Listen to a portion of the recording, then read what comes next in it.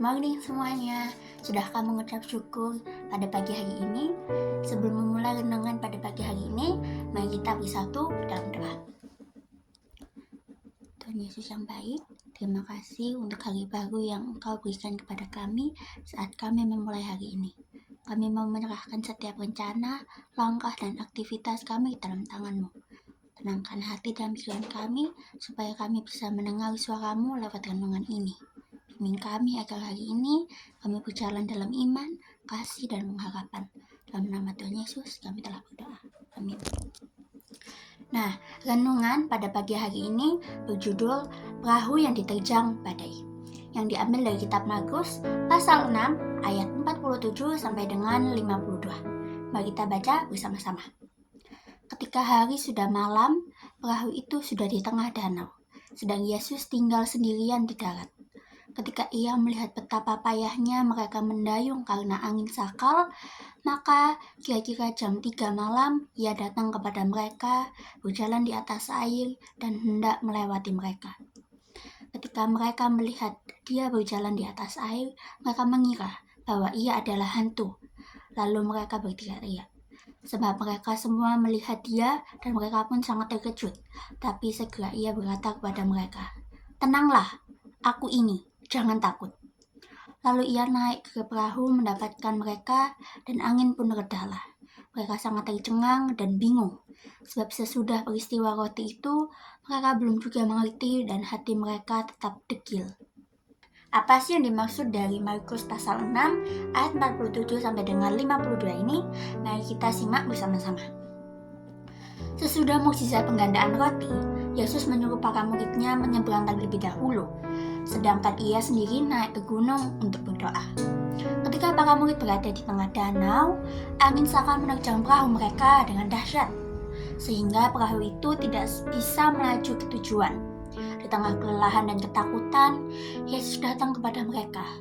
Ia berjalan di atas air, namun mereka tidak mengenalinya. Mereka justru mengira melihat hantu, sehingga ketakutan mereka pun bertambah. Kisah ini mencerminkan perjalanan iman kita. Kita berada dalam perahu kehidupan, menghadapi angin sakal berupa kecemasan, persoalan keluarga, pekerjaan yang terasa berat, atau pergumulan batin yang diam-diam melelahkan. Kita mendayung sekuat tenaga, tapi kadang, seperti para murid, kita merasa tidak bergerak. Bahkan ketika Tuhan hadir pun, kita tidak selalu mengenalinya, karena ia datang dengan cara yang tidak kita duga. Yesus berkata, "Tenanglah, aku ini, jangan takut." Kata-kata ini sederhana, tetapi mengandung kekuatan luar biasa. Yesus tidak langsung menghentikan angin sebelum ia mendekat. Ia mendekat terlebih dahulu, baru angin itu reda. Kehadirannya lebih penting daripada keajaibannya. Begitu pula dalam hidup kita. Tuhan seringkali tidak langsung menyingkirkan masalah, tapi ia datang terlebih dahulu untuk menguatkan hati kita. Kehadirannya cukup untuk membuat badai menjadi tidak menakutkan lagi. Menarik, para murid dikatakan masih belum mengerti mengenai mukjizat penggandaan roti yang terjadi sebelumnya. Hati mereka belum peka. Ia mengingatkan kita bahwa terkadang hati kita keras bukan karena tidak percaya, melainkan karena kita terlalu fokus pada kesulitan, sehingga lupa pada karya-karya Tuhan yang sudah menjadi perjalanan hidup kita.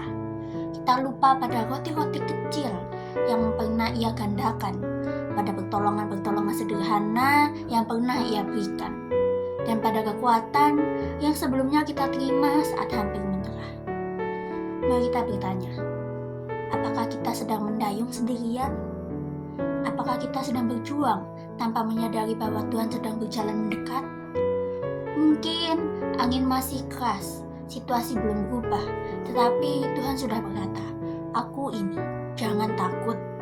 Kehadirannya tidak selalu menghilangkan badai, tapi selalu mampu menenangkan hati kita.